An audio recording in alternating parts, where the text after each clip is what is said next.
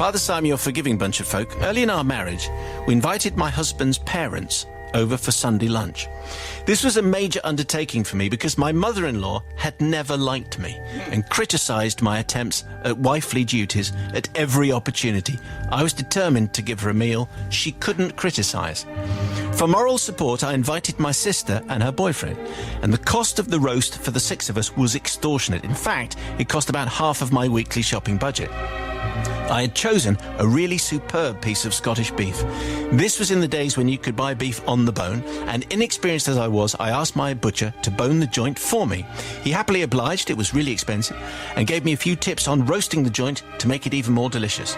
How's it going so far then, Nigel? Yeah, very good. And I like it on the bones, but she's taking it off. But there you go. On Sunday morning, I meticulously prepared the meat for roasting and spent ages shaping the roast potatoes and carrots, making them as professional as possible. I baked an actual apple pie for dessert and made my own custard from scratch. Everything was looking great. The roast was browning beautifully. When my sister arrived, I felt relaxed enough to join her in a glass of wine. You'll all now think that I got squiffy and burnt the dinner, but believe me, it's much worse than that. The joint was at the point where it needed to come out of the oven to rest for 20 minutes, and I'd carefully placed it on the kitchen table under foil to keep warm when the doorbell rang. It was my in-laws. My new husband, my sister and her boyfriend were in the back garden with the dogs, 2 border terriers. My husband obviously couldn't hear me call, and I was calling him to go and answer the door, but he didn't budge. So leaving my cooking and wiping my hands on my apron, I went to let the in-laws in. My mother-in-law was frosty. She'd waited a good minute and a half. I'd answered the door, and she clearly didn't like the dress that I was wearing or my haircut, or indeed the fact that I was alive. Her first words were, "Where's Paul?" as if I'd tied him up and hidden him in the cellar. Luckily at this point, the other guests and my husband came in from the garden. Coats were taken and wine was poured. After a couple of minutes, I excused myself to go back to the cooking. When I got back into the kitchen, the first thing I noticed was shredded tinfoil over the floor, and for a second I was baffled until I realised that the roast was missing. Horrified, I looked out to the kitchen window where my 2 dogs, as you might have guessed, were running around the garden with the joint in their mouths, pulling at it like a rag doll between them. Animals. Well, they are. Yeah. I mean, I know. Dog-like behaviour. In a matter of seconds, I was in the garden trying to catch them to take the joint away from them, but because I couldn't shout at them, as everyone indoors would have heard, I was frantically whispering threats and supplications as they romped around with my very expensive dinner in their jaws, believing they were engaged in a huge game with the added benefit of something very yummy at the end of it. Eventually I managed to get hold of them and extricate the meat from their mouths. As I carried it back into the kitchen, I patted down the bits where they had chewed and wiped off some of the dirt, the grass, and dog snark, says Ginger. I'm not sure of that phrase. What? Well, I think we know what it is, don't we? I think we know what it is. It's a nice phrase. I haven't heard it before. I had just put the joint back into the roasting tin, chewed side down, when my mother-in-law walked in, obviously looking for something to sneer at. She commented on the size and obvious quality of the meat, and by now in a state of almost total nervous collapse, I whittled on almost hysterically about how very expensive it was. I'd bought it from the very best butcher. Now the butcher had very kindly boned the joint and given me tips for cooking it. She sniffed and warned me that the proof would be in the eating. Well, members of the confessional, the meal, I have to tell you, was an outstanding success, to such a degree that my mother-in-law was almost powerless to criticise. Everyone, except her, commented on how beautiful the meal looked, how crisp and flavoursome the vegetables were, and how mouth-wateringly tender the joint was. I regaled everyone again, by this time I was a little squiffy with relief, with the story of the best cut of meat, the best butcher, and how kind he was to bone my choice of joint. It was an absolute triumph, right up to the point where my mother-in-law, wincing, pulled a small piece of meat from her mouth and peered at it and announced, delightedly, "Well, your butcher can't be that good. Look, he's left a sliver of bone in." Well, it made her day, says Ginger. However, I don't ask forgiveness for the crime of serving meat which I had pulled from the slavering jaws of 2 dogs. No one knew. Everyone enjoyed it.